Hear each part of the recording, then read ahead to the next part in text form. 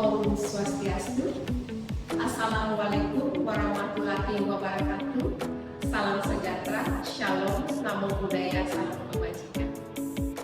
Perkenalkan, nama saya Gusti Ayu Nyoman Widiasih, SSMSI.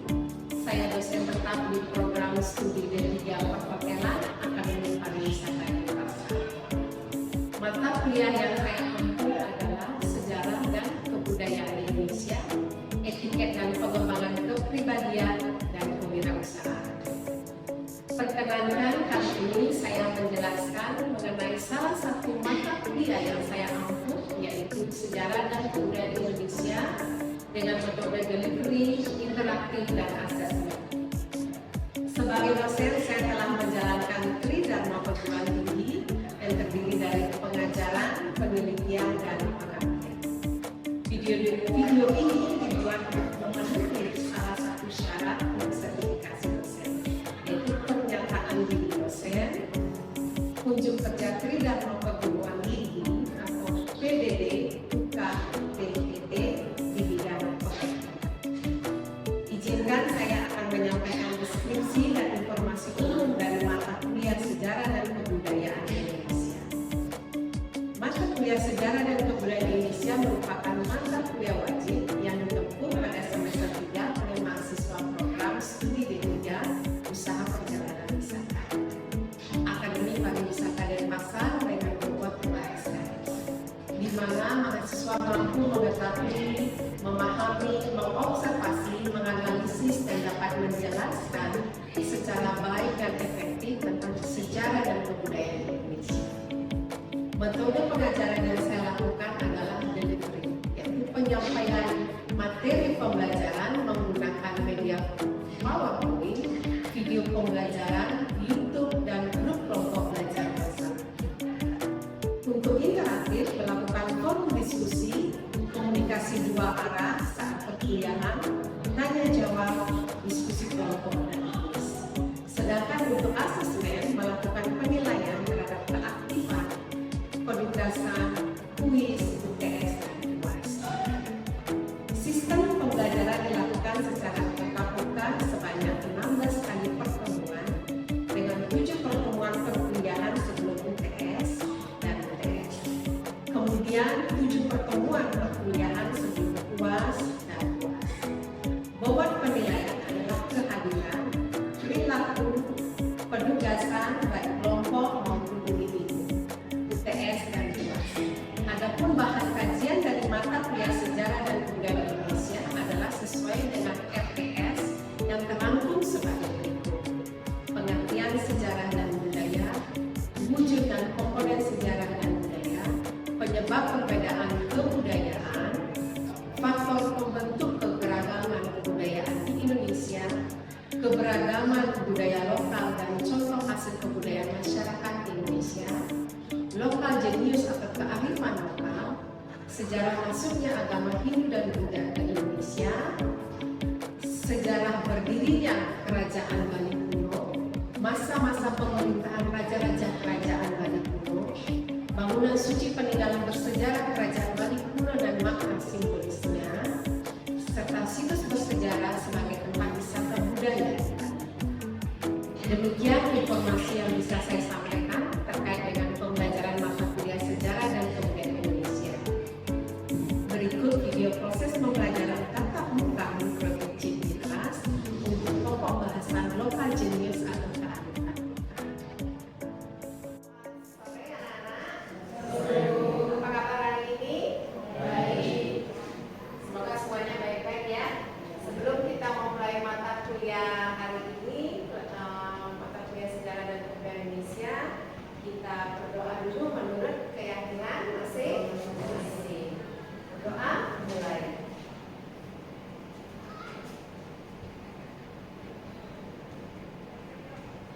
Doa selesai.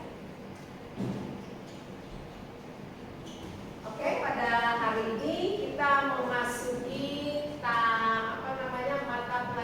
mata kuliah sejarah kebudayaan Indonesia. Kita belajar pada bab yang ke-9, pertemuan yang ke-9. Sebelum memulai pelajaran sejarah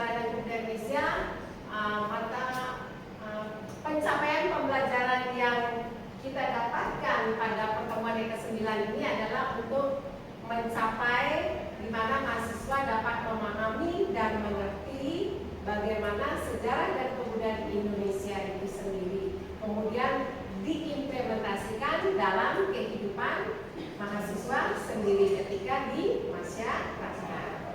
Pada hari ini pertemuan yang ke-9 kita bahas tentang kearifan lokal. Ya. Apa yang ketika mendengar kata kearifan lokal, apa yang ada di benak kalian tentang kearifan lokal? Atau dalam bahasa Inggrisnya disebut dengan local genius. Iya, kearifan lokal adalah karya dari para nenek moyang yang dihasilkan melalui hasil kebudayaan. Kearifan lokal merupakan kemampuan dari masyarakat lokal itu sendiri, makanya disebut dengan local genius. Bagaimana dia menghasilkan hasil karya, ide, pokok pikiran dalam bentuk hasil karya manusia. Siapa yang tahu pengertian kearifan lokal menurut para ahli?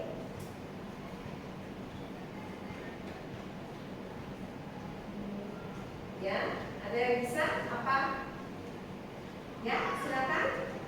Menurut Institut Boga, pengertian kearifan lokal atau genius merupakan kebenaran yang telah menjadi tradisi atau ajaib mengangkat dan tetap dalam suatu daerah.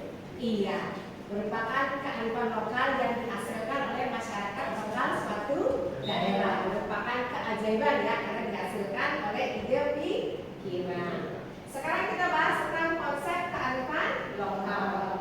Konsep kearifan lokal berhubungan dengan penjelasan tentang reaksi-reaksi setempat ketika budaya asing masuk dalam satu wilayah.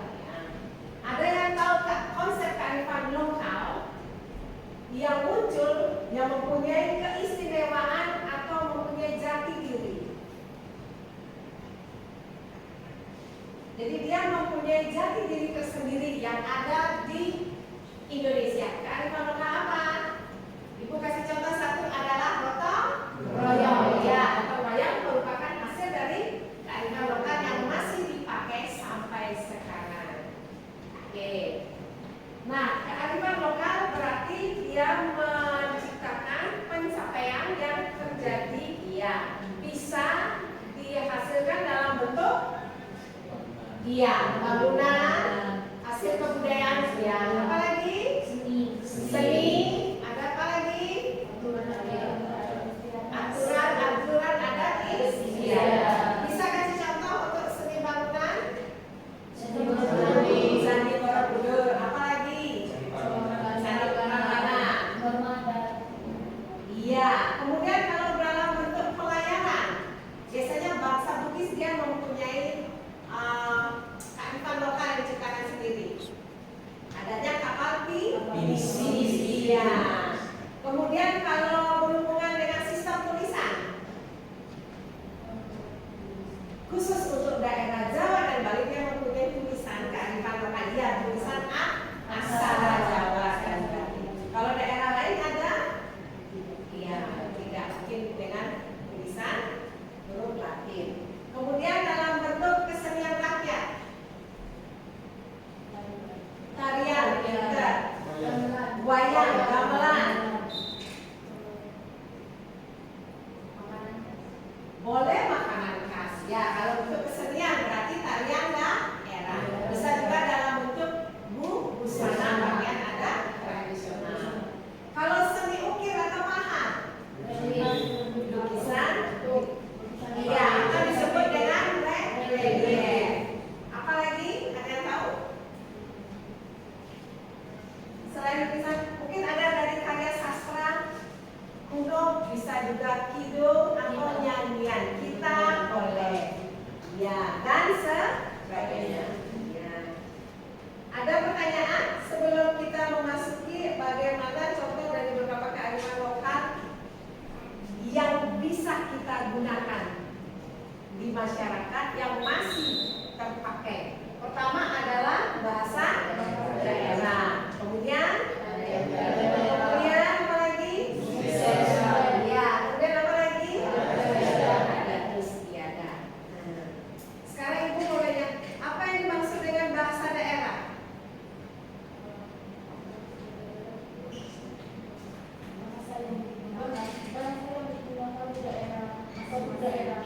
bahasa lokal yang digunakan di satu daerah yang masih dilestarikan. Contohnya kalau di daerah NTT, bahasa Manggarai. Ya, kalau di Bali, bahasa Bali. Ya. Oke, paham ya? Nah, sekarang kita memasuki apa yang dimaksud dengan kearifan lokal menurut para ahli yang lain. Ya, tadi sudah dikatakan oleh Ibu Ketua. Sekarang kita ke Sibarani. Bagaimana pendapat Sibarani? Pengertian kearifan lokal menurut Sibarani adalah suatu bentuk pengetahuan asli yang lokal dalam masyarakat yang berasal dari nilai dan budaya masyarakat setempat untuk mengatur tatanan kehidupan masyarakat yang sering dikatakan sebagai kearifan lokal masyarakat. Iya, mengatur tatanan kehidupan masyarakat lokal. Tatanan kehidupan masyarakat lokal biasanya berhubungan dengan norma dan nilai. Ya, nilai dan norma didapatkan dari aktivitas masyarakat yang berhubungan dengan ide kreatif. Oke, sekarang Ibu mau nanya, kalau menurut kamus bahasa Inggris pengertian kearifan lokal itu apa?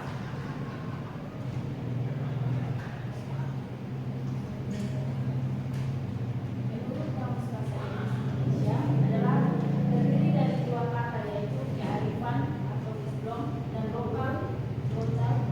Lokal berarti setempat dan wisdom artinya kebijaksanaan.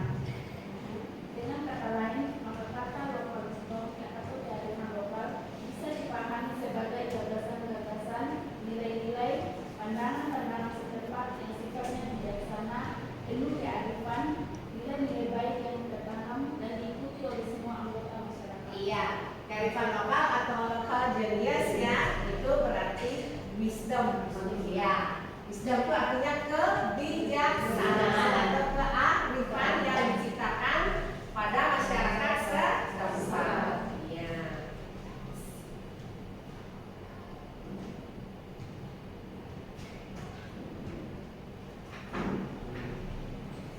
Ya. Oke, sekarang bagaimana ciri-ciri utama dari kearifan lokal?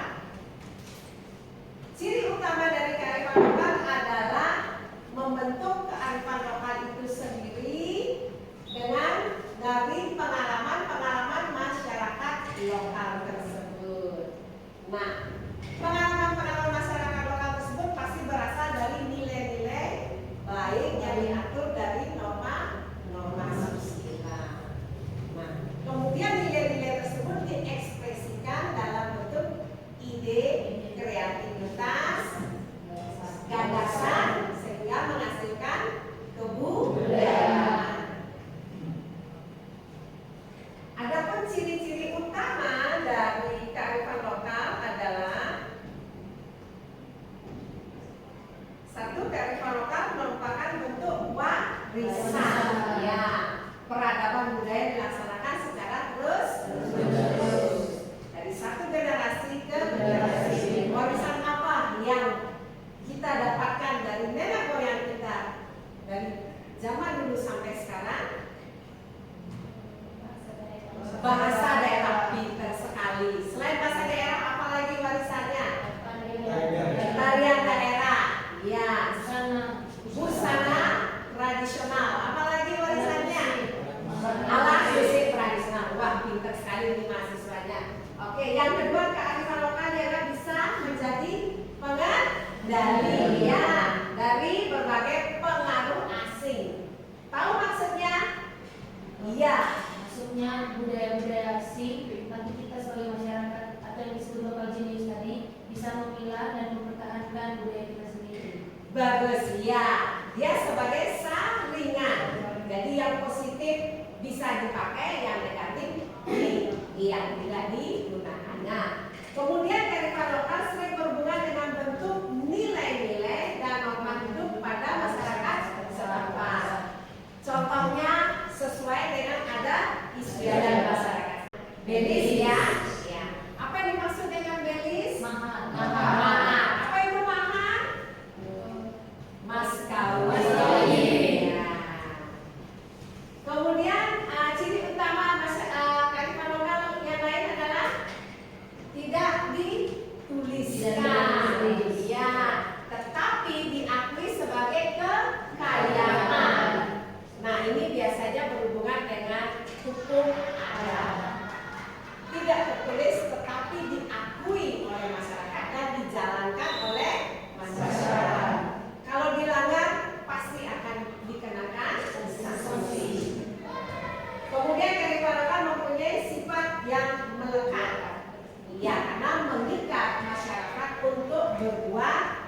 baik sesuai nilai dan norma. Kemudian kita lihat bagaimana ciri khusus dari kearifan lokal. Ciri khusus kearifan lokal adalah mengendalikan atau sebagai pengontrol. Jadi mengendalikan apabila di masyarakat ada berbuat penyimpangan, dia akan mengontrol agar masyarakat tetap berada pada jalurnya. Kemudian sebagai benteng, benteng untuk mempertahankan diri dari nilai asing, budaya asing yang masuk yang merusak. Kemudian mempunyai sifat apa lagi? Menyaring, memilah, dan memilih. Menyaring, memilah, dan memilih, serta bisa mengombinasikan. Kalau itu biasanya berhubungan dengan teknologi, bahasa, boleh bisa juga dengan tarian. Kemudian selanjutnya mempunyai ciri khusus apa lagi? Mempunyai kemampuan memberi petunjuk arah. Nanti kalau ada yang tersesat, diarahkan ke jalan yang benar sesuai nilai dan norma. Kemudian dia mempunyai kemampuan mengintegrasi, menyatukan perbedaan. Contohnya Pancasila. Oke. Nah, sekarang kita ke fungsi kearifan lokal. Bagaimana fungsi dari kearifan lokal?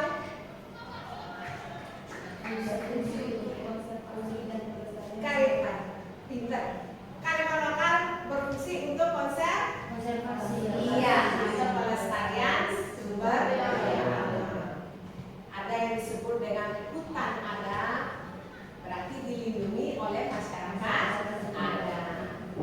Kemudian dia berfungsi sebagai pengembangan sumber daya manusia, misalnya berkaitan dengan upacara, ritual keagamaan.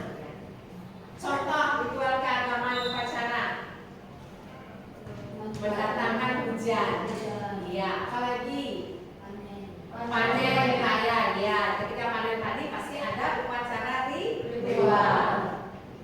Terus berfungsi sebagai apa lagi? Pengembangan kebudayaan dan ilmu pengetahuan. Ya. Juga dia berfungsi sebagai petua atau kepercayaan filsafat, ya, berhubungan dengan filosofi hidup. Kemudian dia berfungsi sebagai makna sosial. Contohnya apa kalau makna sosial?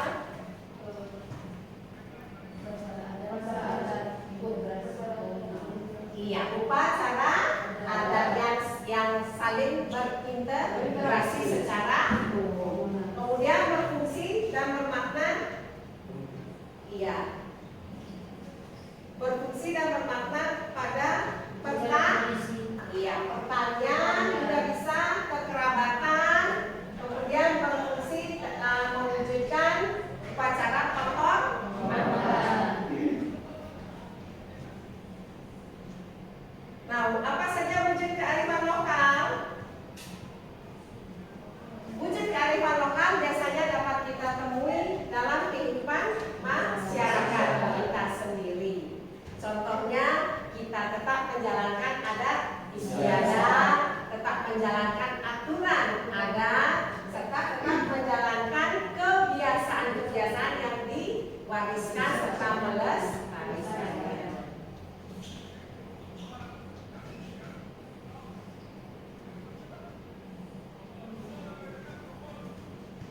Apa saja ruang lingkup kearifan lokal? Apa saja ruang lingkup kearifan lokal? Ruang lingkup kearifan lokal itu beragam, ya, tidak dibatasi. Kenapa? Karena berhubungan dengan komunitas di mana masyarakat itu hidup. Ya, ruang lingkup kearifan lokal pasti ada. Nah, kearifan lokal dia mempunyai hubungan sosial yang kita gali, ya, antara masyarakat pendukungnya beserta dengan aktivitas serta budaya yang diwariskan.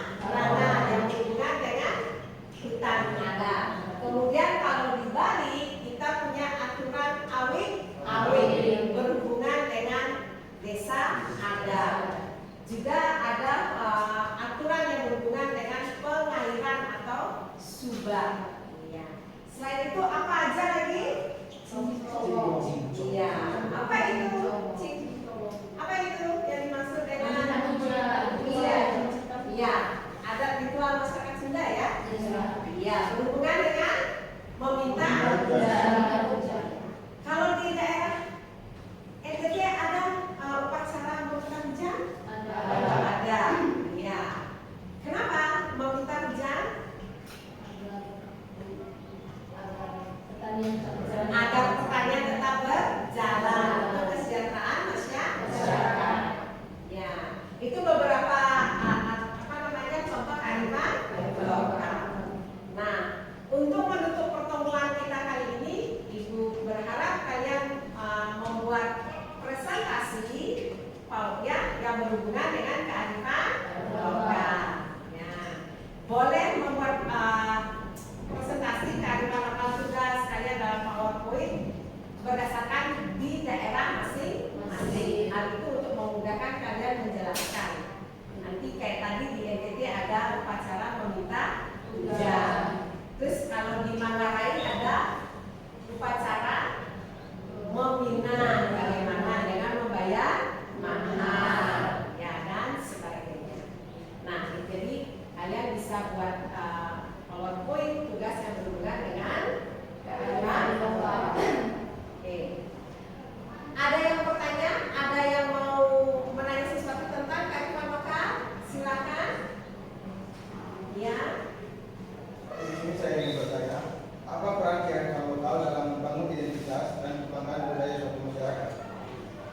Kearifan lokal merupakan lambang identitas, saling berhubungan dengan kebudayaan nasional. Karena kebudayaan nasional semuanya berasal dari budaya daerah.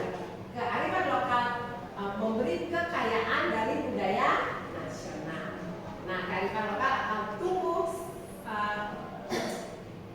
tetap diwariskan karena adanya budaya nasional yang diambil dari budaya. Ada lagi yang ya Hampir sama pertanyaan Ibu. Bagaimana peran kearifan lokal dalam membangun karakter bangsa? kearifan lokal sangat berpengaruh dalam membangun karakter bangsa. Kenapa? Karena berhubungan dia sebagai pengontrol, membentengi diri masyarakat Indonesia. Ya, jadi dia menyaring yang positif dan yang negatif tidak digunakan. Sekarang balik Ibu mau bertanya, mengapa kearifan lokal masih tetap hidup dalam masyarakat Indonesia? Iya, karena kearifan lokal tetap dilestarikan. Karena dijadikan sebagai suatu kebiasaan dan digunakan sehari-hari. Iya, betul. Karena kearifan lokal digunakan dalam kehidupan nilai dan norma masyarakat Indonesia dalam sehari-hari. Ada lagi? Ya. Karena kearifan lokal mengandung nilai budaya dan bisa diwariskan generasi ke generasi. Betul. Karena kearifan lokal adalah nilai budaya yang diwariskan dari satu generasi ke generasi yang lain. Ya. Ada lagi satu sebagai penutup? Ya. Kearifan lokal sudah mencari kebenaran dan tradisi dalam suatu masyarakat. Betul sekali, kearifan lokal menjadi satu kebenaran dan tradisi yang biasa hidup